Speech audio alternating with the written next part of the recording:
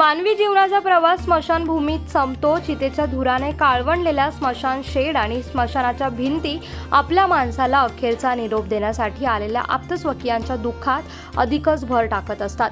एखाद्याचा मृत्यू ही दुःखद घटना असली तरी त्याचा अंतिम प्रवास हा प्रसन्न वातावरणात व्हावा हा उद्देश डोळ्यासमोर ठेवून महाड नगरपालिकेने स्मशानभूमीतील भिंतींवर संत वचने, मानवाचा अंतिम प्रवास, पर्यावरण रक्षणाचा संदेश देणारी चित्र रंगवून स्मशानभूमीतील वातावरण प्रसन्न करण्याचा प्रयत्न केला आहे.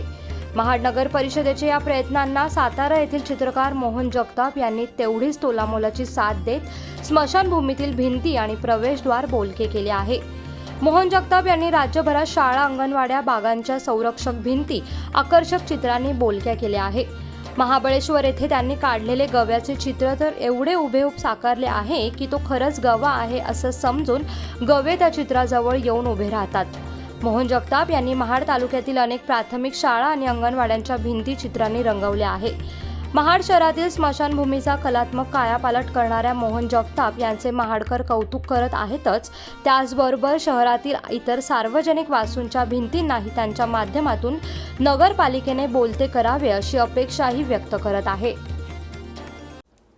कोकणासह परिसरातील ताज्या घडामोडींसाठी सागर डिजिटलला सबस्क्राईब करा आणि नोटिफिकेशनसाठी बेल आयकॉनवर प्रेस करा.